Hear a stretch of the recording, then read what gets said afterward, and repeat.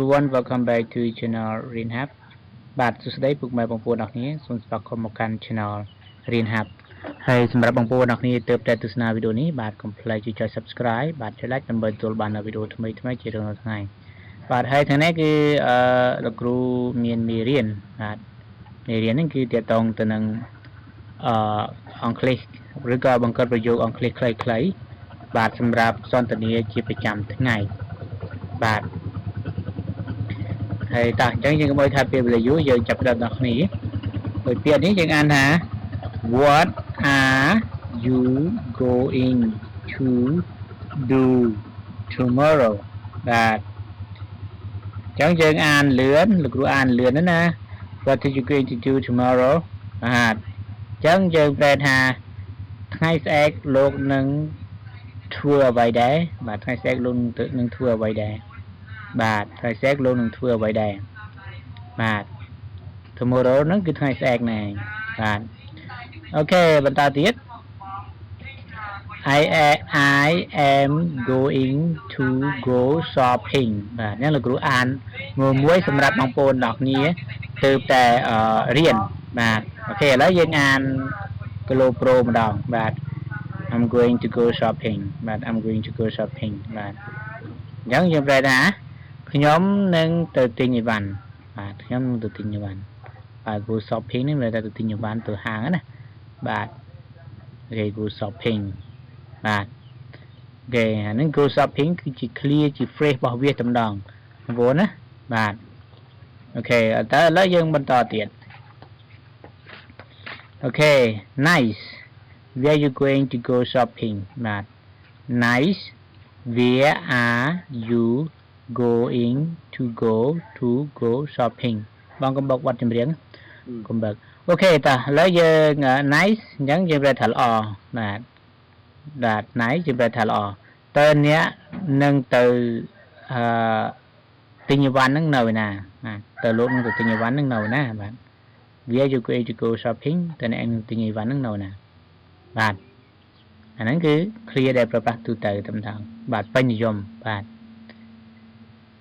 បើភាសាដែលគេប្រើនិយាយគឺ vehicle បាទពាក្យដែល clear ដែលគេប្រើនិយមគឺដូចលោកគ្រូបាននិយាយអញ្ចឹងគឺវា vehicle បាទអូខេតោះឥឡូវយើងទៅបន្តទៀត I am going to go shopping at the mall បាទហ្នឹងអានមួយបាទយើងអានលឿន I'm going to go shopping at the mall បាទអញ្ចឹង I am going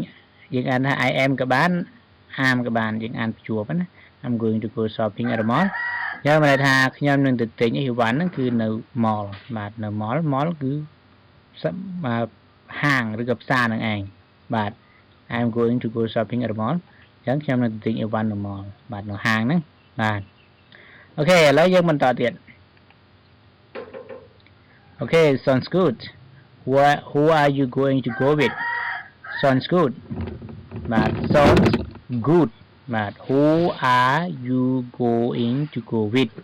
បាទហ្នឹងគឺលោកគ្រូអានឲ្យបងប្អូនទាំងគ្នាមើលហ្នឹងគឺមួយម៉ាត់ហ្នឹងគេអានយ៉ាងម៉េចបាទអញ្ចឹងយើងអានលឿន sounds good who are you going to go with បាទ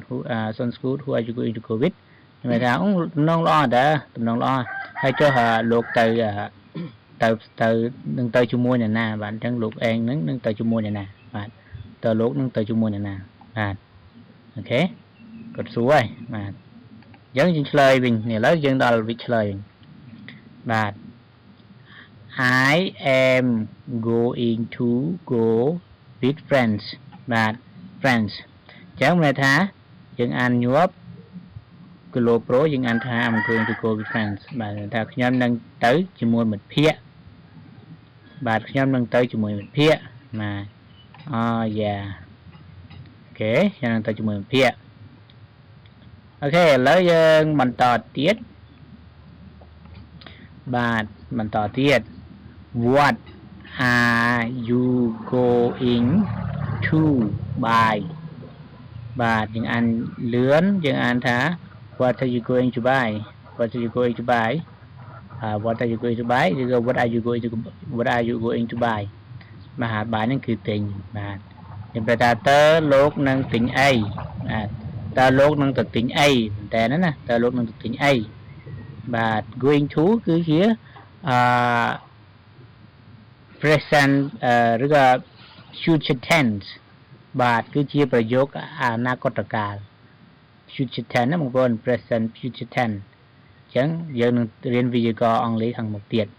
អូខេលោកគ្រូដាក់វិយាករណ៍នៅខាងមុខចឹងបងប្អូនអរគ្នាមើលឲ្យចប់ទៅយើងនឹងបានរៀនវិយាករណ៍អំពីភាសាអង់គ្លេស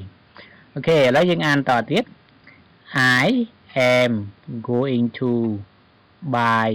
Cambodian noodle បាទ Cambodian noodle បាទចឹង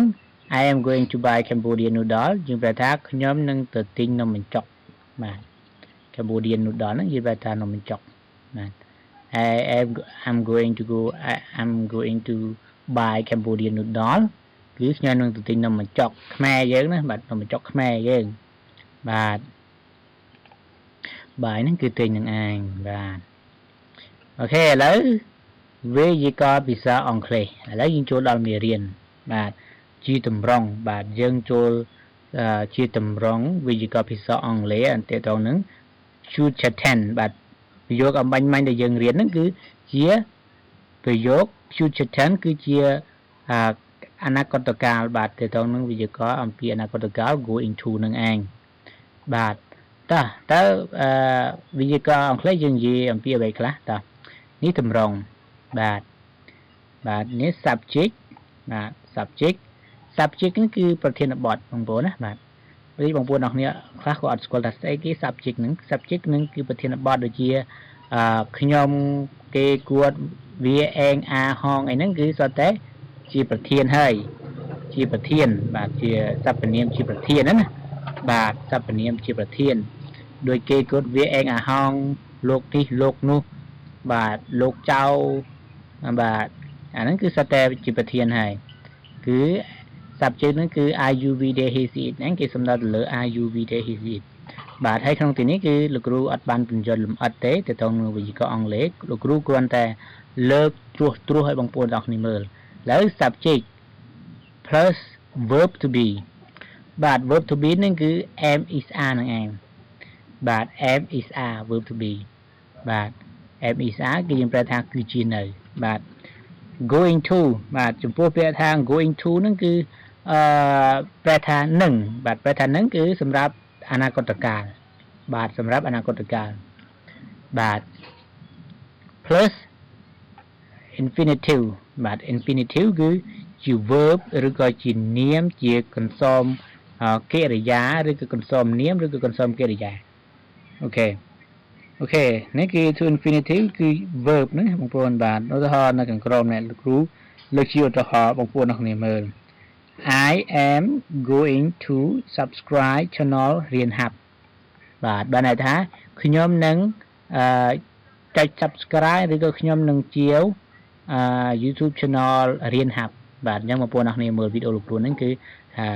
ចុច subscribe channel លោកគ្រូរួចនៅបាទបើមិនទាន់ទេចុចទៅបងប្អូនបាទដើម្បីតាមដានមេរៀនអង់គ្លេសល្អៗជារៀងរាល់ថ្ងៃអំពីលោកគ្រូបន្តទៀតបាទហ្នឹងគឺយើងថាខ្ញុំនឹងជាវឬក៏នឹងចុច subscribe channel YouTube រៀនហាប់បាទហ្នឹងគឺយើងអញ្ចឹងឯងអញ្ចឹង I នេះគឺ subject ហើយសំដៅលើ subject am ហ្នឹងគឺសំដៅទៅលើ verb to be បាទ going to គឺសំដៅទៅលើ going to បាទ going to បាទ subscribe channel រៀនហាប់គឺជាកន្សោមគេហៅថាកន្សោមកិរិយាបាទឬក៏ជាប្រភេទកិរិយាសព្ទម្ដងបាទអូខេអញ្ចឹងវីដេអូនេះគឺចប់តែប៉ុណ្ណេះបាទហើយមួយទៀតបងប្អូនគឺលោកគ្រូមានសៀវភៅរៀនភាសាអង់គ្លេសដោយខ្លួនឯងបាទពីសៀវភៅនេះកម្រាស់រហូតដល់224ទំព័របងប្អូនបាទ224ទំព័រអញ្ចឹងក្រាស់មែនតើអញ្ចឹងបងប្អូនអរគ្នាជាយកទៅរៀនដោយខ្លួនឯងគឺឆាប់ចេះហើយតម្លៃគឺ$12បាទចង់បានគឺទំនាក់ទំនងតាមលេខទូរស័ព្ទ071 9494989បាទឬក៏ Telegram ក៏លេខនឹងដែរបងប្អូនបាទអាចទាក់ទងលោកគ្រូបានអញ្ចឹងពេលដែលនេះគឺលោកគ្រូនឹងឆ្លើយតបបងប្អូនហើយមួយទៀតគឺលោកគ្រូក៏មានវគ្គសិក្សាភាសាអង់គ្លេសតាមអនឡាញដែលមានលោកគ្រូជំនាញផ្នែកភាសាអង់គ្លេសជួយបង្រៀនបងប្អូនទាំងគ្នាតែម្ដងដែលលោកគ្រូគឺ មានបទពិសោធន៍បង្រៀននៅសវណ្ណភូមិហើយនឹងសាលាអន្តរជាតិអាមេរិកចឹងបងប្អូនអរគ្នាចង់រៀនអនឡាញអាច inbox ឬក៏ comment មកបានបាទឬក៏ឆាតសួរព័ត៌មានបន្ថែមទៅត្រង់នឹងការសិក្សាបងប្អូនបាទ